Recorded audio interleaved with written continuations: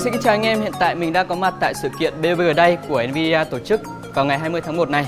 Và hiện tại mình đang có mặt tại Kỳ Hòa Hotel và các bạn đây đang check-in và nhận vé để vào tham gia sự kiện. Hãy cùng mình khám phá xem sự kiện này sẽ có những cái gì nhé.